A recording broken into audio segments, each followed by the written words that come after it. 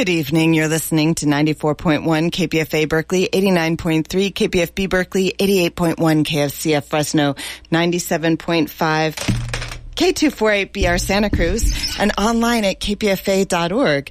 The time is 9 p.m. Stay tuned for Suspense.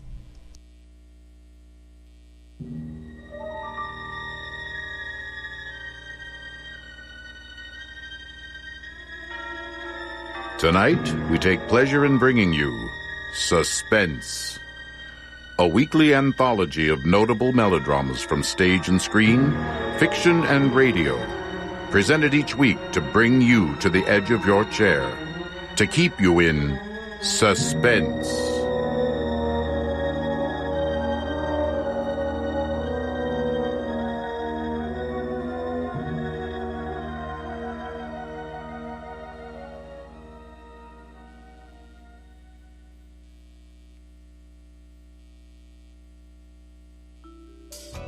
My name is Anthea Blackwood.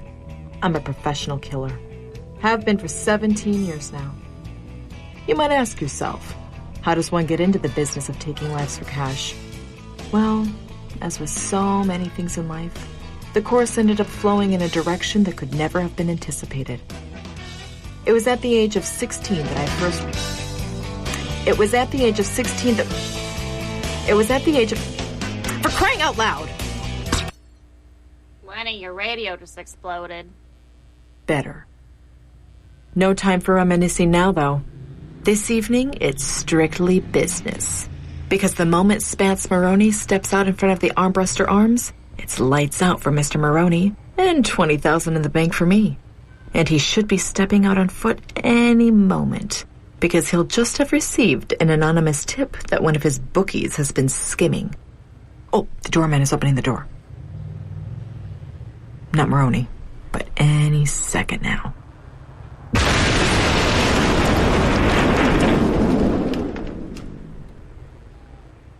What the devil? The Armbruster Arms leveled. 2 minutes from now, this is going to be a very unhealthy place to be. Time to go.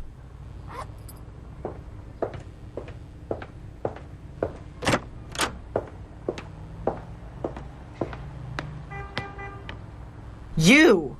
Ooh, so perceptive. You blew up the Armbruster Arms. 2 for 2. It wasn't hard to figure out. It had your ham-fisted fingerprints all over it. Let me guess. You undercut me. Again. Well, they decided that 20 G's was too much to pay for a small fry like Maroney. So I said I would do it for 10. Huh. You probably spent 10 grand just on the explosives. Oh, it's not about the money. It's about being the best. The best? The best at what?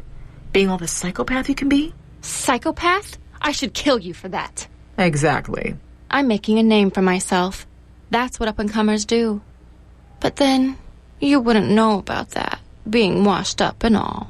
Oh, you've made a name for yourself, all right. You bet I have. As a homicidal maniac. You should talk. The woman who gouged out Baron von Muehlhausen's eye with a melon baller. I needed information and he wasn't forthcoming. Besides, that doesn't count. I didn't kill him.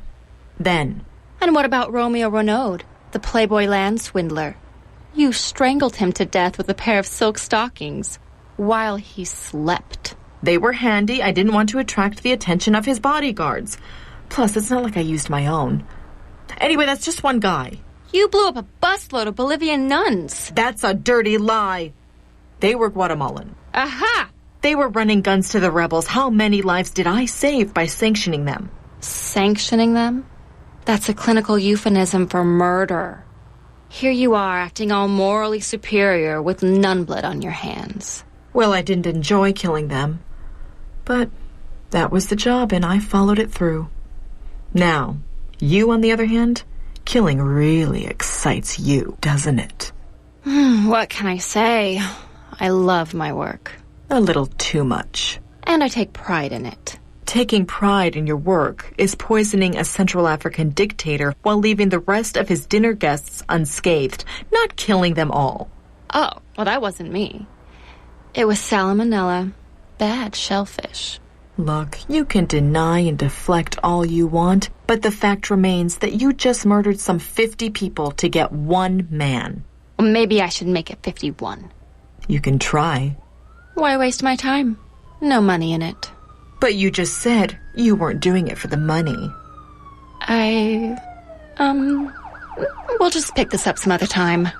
Blackwood. Anytime, Valentina.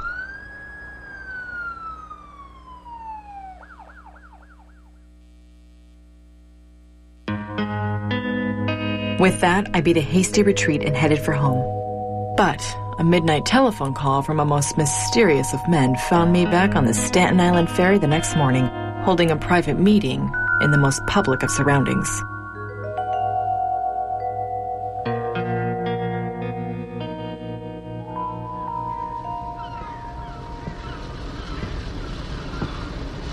Ah, Miss Blackwood. Always a feast for the eyes. Ah, Mr. X, always dressed like a comic book supervillain. You know, if your objective is to not draw attention to yourself, you probably shouldn't wear a black mask with a question mark on it in public. Well, it does suit my persona.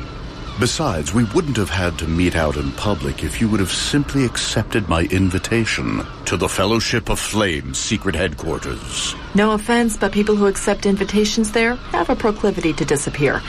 And I don't trust men I don't actually know. But you do know me, Anthea. I'm someone who's been ever so close to you for more than a decade. You've been wearing that ridiculous mask the whole time. Are you certain that I'm not someone else you know? No, nor do I care. But... Do we have to go through this every single time? But... Do you have a job for me or not? As you wish.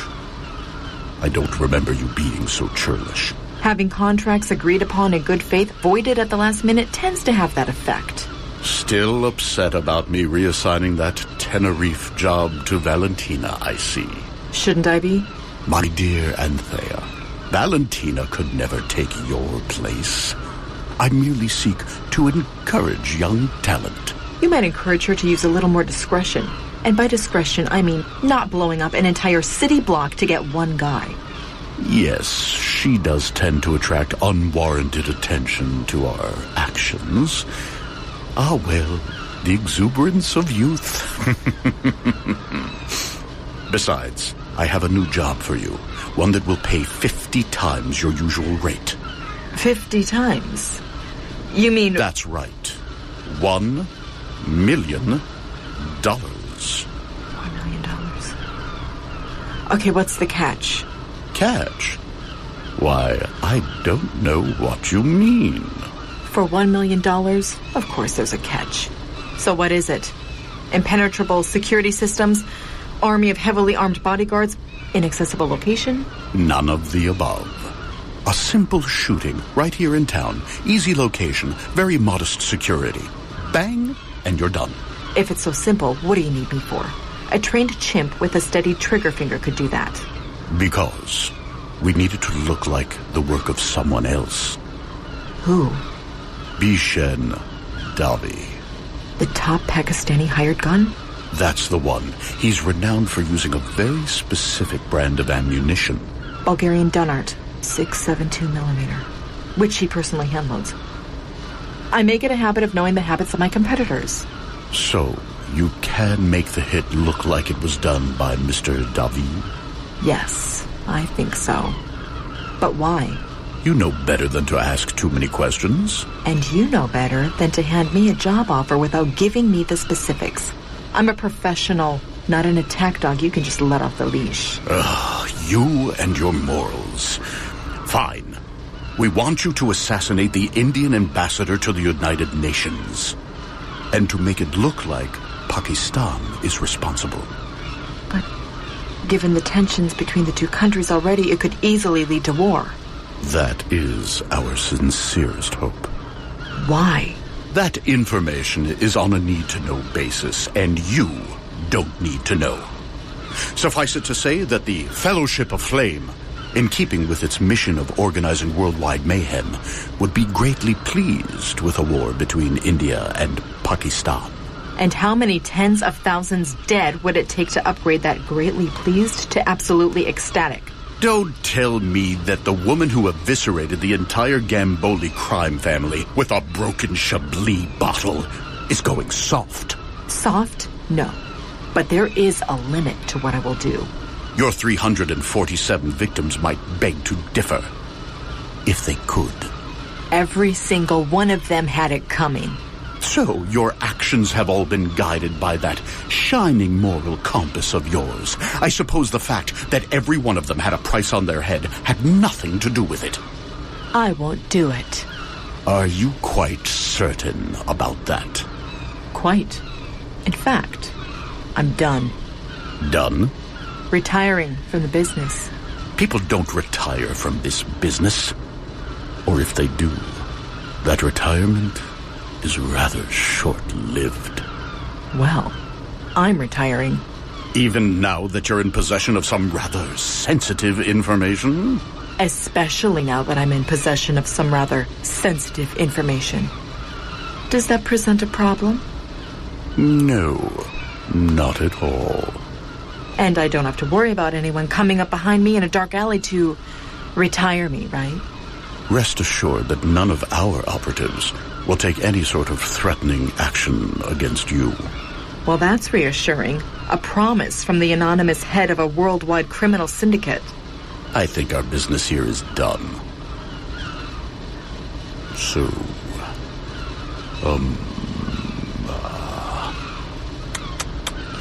how much longer till the ferry docks? About 15 minutes. Oh.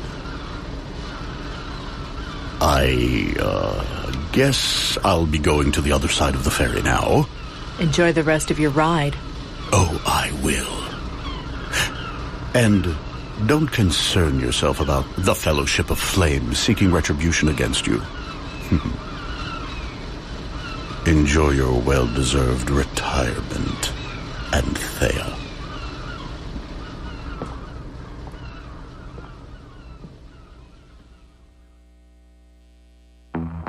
Needless to say, I took Mr. X's assurance at somewhat less than face value. With that in mind, I packed an overnight bag and headed up to a cabin I own in a remote part of the Catskills. There, I prepared for the inevitable, for I knew there was no hiding from the Fellowship of Flame, but at least I could hope not to involve any innocent lives in what was to come. As for any not-so-innocent lives, they're mine for the taking. Now, I wait.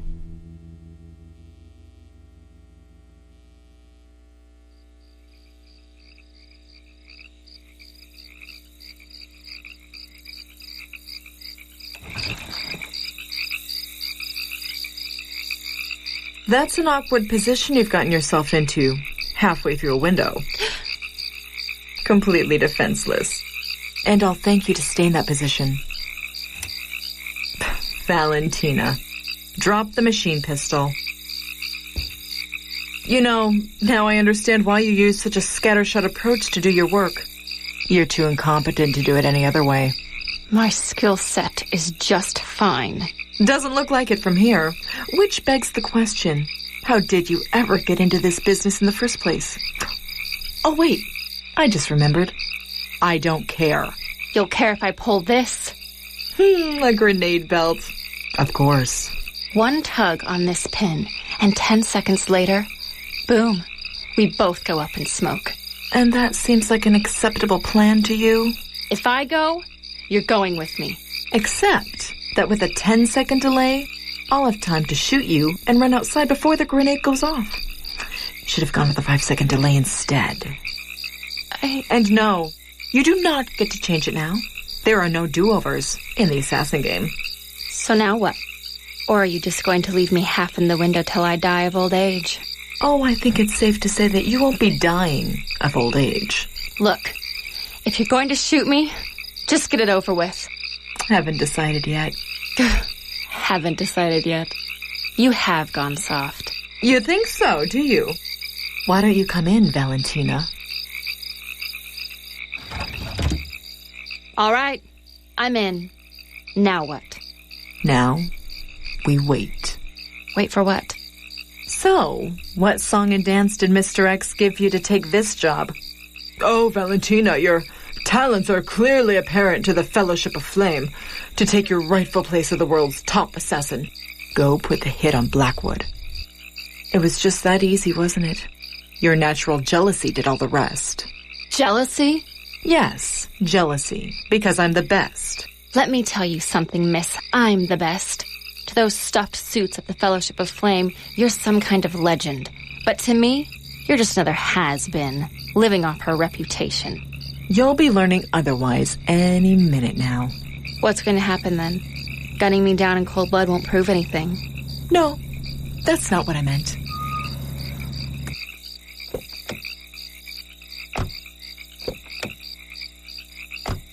Surround the cabin. Kill them both. That's what I meant.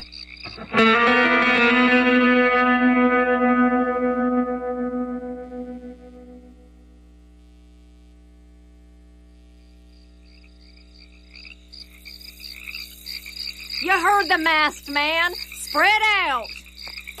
What? Oh, don't act surprised. How did you think this was going to go down? But the Fellowship of Flame, we have a contract. It's awful when someone breaks a contract with you, isn't it? I don't understand. Oh, you silly goose. Mr. X didn't hire you to kill me because he expected you to succeed. He just wanted to get you up here so that he could bring a team of cleaners up to do us both. What? Why would he want to kill me? You're asking the wrong person. I'm being serious. So am I. Pick a reason. Most likely it's because he views you as a liability. Too sloppy in your methods, possessing too much damaging information, whatever. Not much fun walking around with a bullseye on your forehead, is it? No. Look, I won't pretend that we have anything but distaste for one another, but... Distaste? Fine. Bitter, soul-consuming hatred. But we're in the same predicament. So what do you say we call a truce? Work together on a common goal. Namely, staying alive. I don't need you. I can handle it myself. Says the woman with no gun. All right. For the moment. But as soon as this is over, you and I settle up. Once and for all. Fine. Once we kill the opposition, we can kill each other. So, who is the opposition? Ma Beagle and her Beagle boys. No, seriously. I am serious. I know, terrible, terrible name. Don't underestimate them, though. Individually, they're nothing special, but there are a dozen of them, and there's Ma Beagle herself, as bloodthirsty as they come. Everyone in place, because we got some killing to do. Speaking of which, could you kill that light? I meant click off the switch. Oh. They shooting at us. Open fire. Okay, here's what we need to do. Look, just because we're allies, for the moment, doesn't mean you get to give me orders. All right. What's your brilliant plan, then? Fine. What are we doing? See those luminous spots along the wall? Gun slits. Shoot and move. Do not stay in one spot for longer than a quick burst. Pick your targets, watch for the muzzle flash, and make every shot count. I'll work the other rooms. Once we whittle down their numbers, we move to phase 2. Got it? Got it.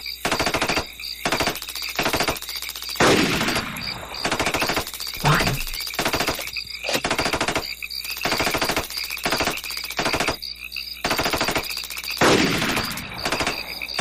Two.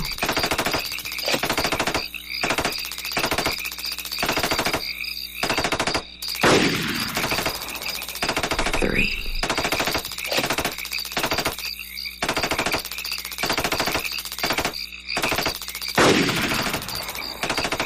4. Idiots! They're using firing slits. Aim low.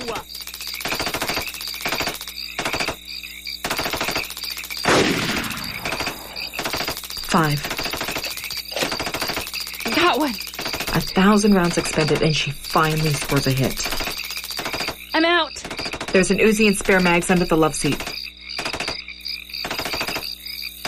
It's getting too hot in here. Time to move to phase 2. Which is? We lure a couple of them in, blow the place. then deal with the others in the brush. And just how are we supposed to lure them in? Shoot me. Finally. Pretend to have an argument with me. Then we'll act like we've mortally wounded each other. Got it. I've had just about enough of you, Blackwood. So take this. Oh,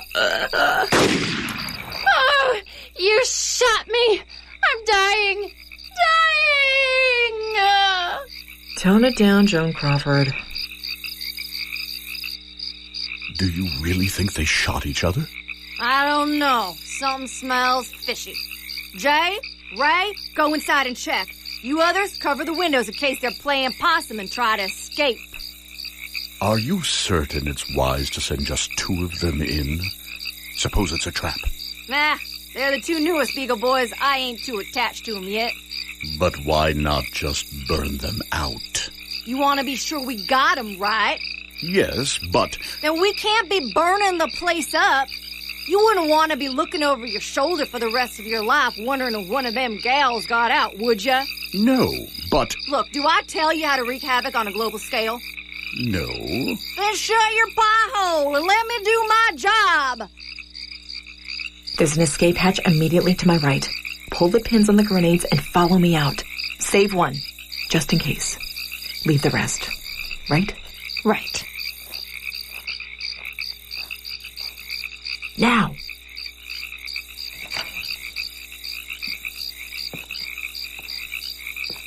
Seven, 8, 9. Concern it! I have a clean shot at the fella covering the south window. No! You may get him, but you'll also give away our position. And we're sitting ducks here. We need to get into the brush before we do anything else.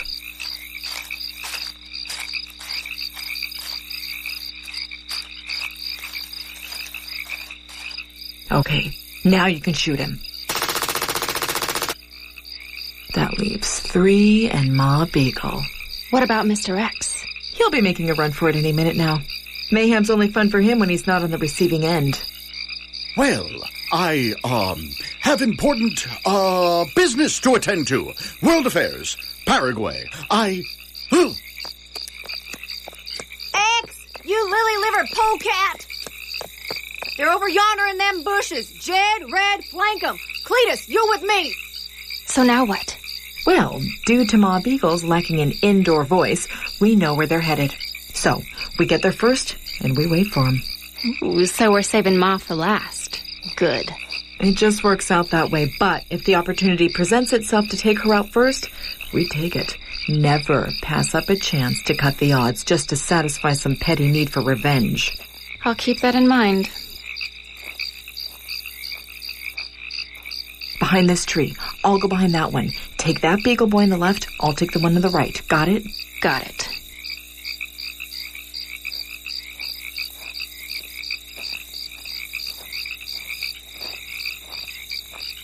Now! You do understand more isn't always better, right? Yes, Mother. So now what? We flank Ma? And shoot each other? Well, that's coming soon enough as it is. But not just yet. No, not just yet. Come on.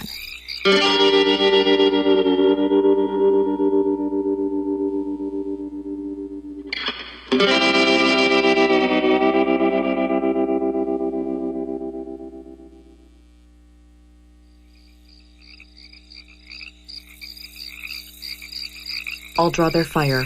When one of them pops up to take a shot, you take your shot. Got it.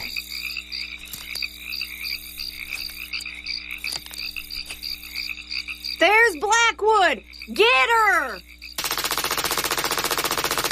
Dag nabbit! Cletus was my favorite.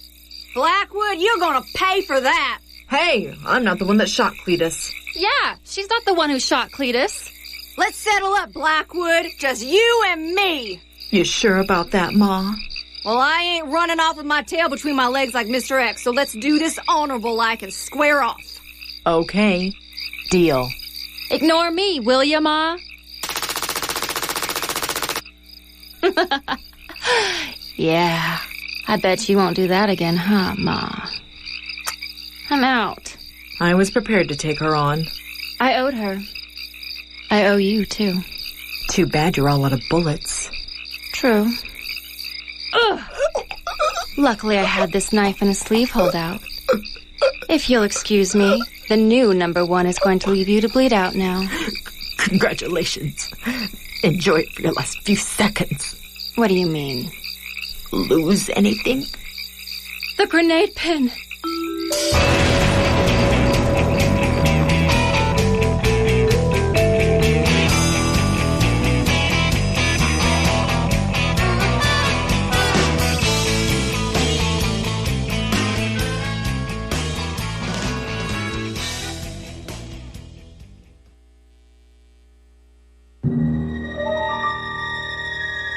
So ends I, Assassin by John C. Alzadek and Dana Perry Hayes. Tonight's story of Suspense. Suspense was produced by Blue Hours Productions and recorded at Melrose Music in Hollywood, California. Tonight's radio drama was written especially for Suspense by John C. Alzadek and Dana Perry Hayes. Chantel Albers was Anthea Blackwood. Courtney Palm was Valentina. Jonathan Goldstein was Mr. X, and Catherine Kamei was Ma Beagle. I'm your host, Daamen Krall. Next week at this time, tune in again for another study in Suspense.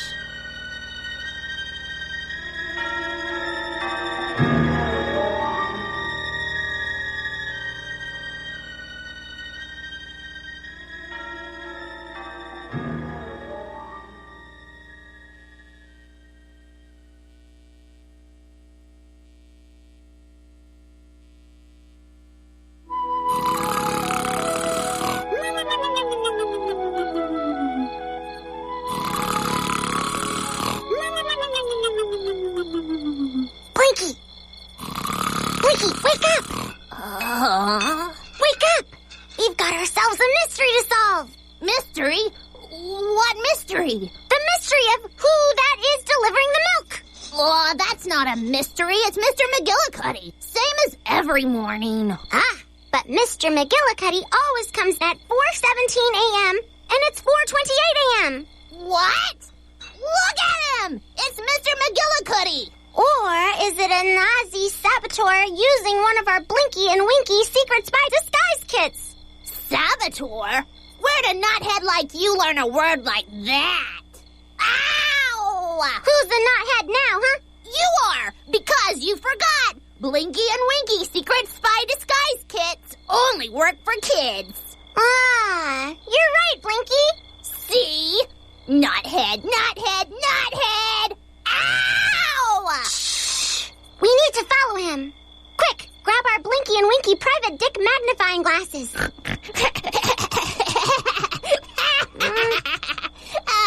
What's so funny? Nothing. Then why do you always laugh when I say Blinky and Winky private dick magnifying glasses? That Nazi spy is getting away! You're right, Blinky. Come on! Blinky and Winky secret spy disguise kits! And Blinky and Winky private dick magnifying glasses. Get them wherever toys are sold.